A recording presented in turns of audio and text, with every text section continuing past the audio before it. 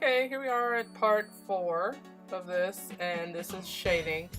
And I recently started using the color overlay method of shading, which is basically you duplicate your color layer and you make a color overlay effect and either pick like something along the lines of a blue or a purple.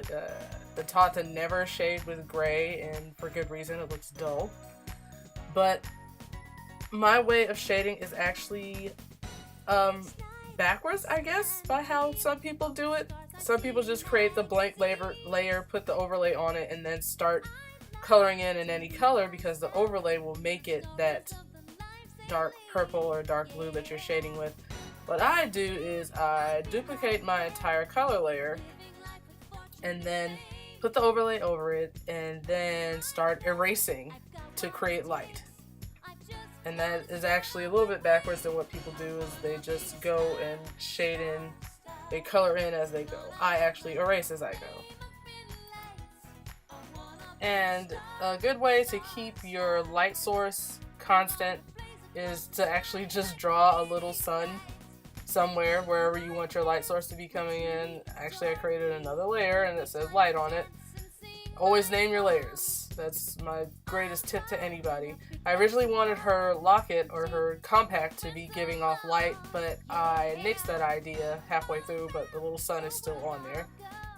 But you shade according to your little sun and just keep going.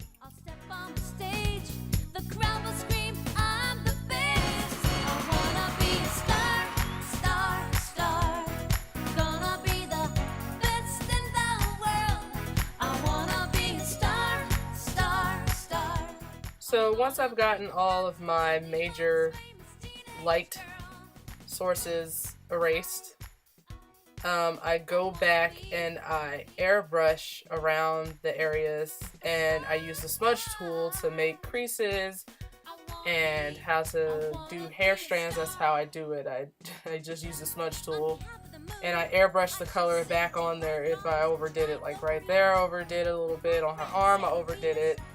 And to make it just look softer, her sleeve has a crease there, so it's a little bit heavier. And to keep the white from getting on everything, I go back to the original color layer and select the white, and then go back to my shade layer and airbrush the white back on top. And I do the same for her skin. I go back, select her skin color, and then go back to the shade layer and airbrush around her face to make it a little bit softer, because it looked a little bizarre being so hard. And then I go and I smudge and smudge and smudge to make clothing creases. And that is how I shade.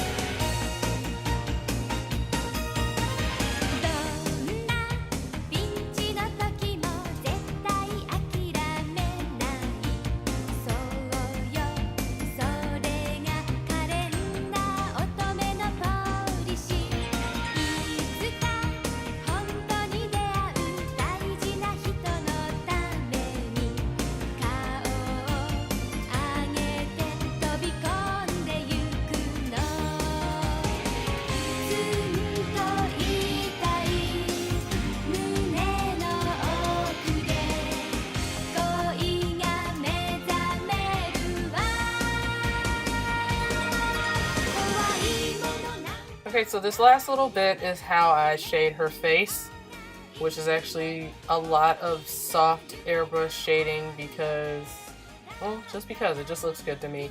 But you add like a little shadow around the eyes, because the eyes are very rounded, so especially on the edge of the eye, it makes it seem like the eyeball is actually very round. And that placeholder I put in there for the pupil, I add a little bit darker underneath, because I was trying to be anime-esque in this.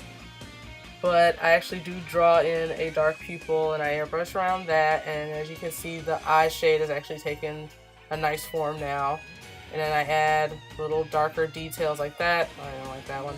But you add in darker details and stuff like that, and then It's all done on the shade layer, but then I add the shine, which is its own layer. I have a layer for literally everything. So the shine is on its own layer just so I don't mess up the lines or any of the color that I already did, because the shine actually requires to be airbrushed a little bit, just like that, and when you airbrush around it, you'll mess up the black lines or the shading that you did if you don't put your eye shine on a different layer. And then that allows me to drop the opacity on the eye shine and really make it look like it's really nicely done. I draw on her pupil behind, and most of the time in anime you can't really see the pupil anyway because the eye shine is so big. But then I drop the opacity on the eye shine and just fiddle around with the fill until I like the way that it looks. Mess around with the blending change, and I just kept it normal. And then I do something called extra shine, and I set that to overlay, and as you can see, the nearly white blue makes it really, really vibrant, especially set to overlay like that. And then I just kind of refine it by going around and erasing it, still keeping it a little bit sharper than the white shine. But yes, it adds like a nice, very nice anime effect to her eyes that way.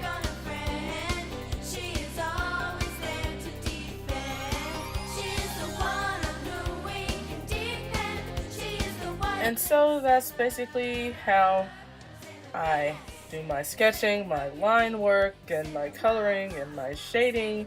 Every now and then I'll switch it up to try something different, but this is my basic go-to. And as you see on the finished product, I actually did color the lines, which is just another color overlay, duplicating the line layer, making it a color overlay, make it blonde like her hair, or blue. There's another duplicate. There's blue for her clothes and blonde for her hair, and there's the details in the brooch. And there you have it. That's how I make art. If you like how I make art, please follow me on DeviantArt or Instagram. I'm under the same name there, Musashden. Thanks for watching.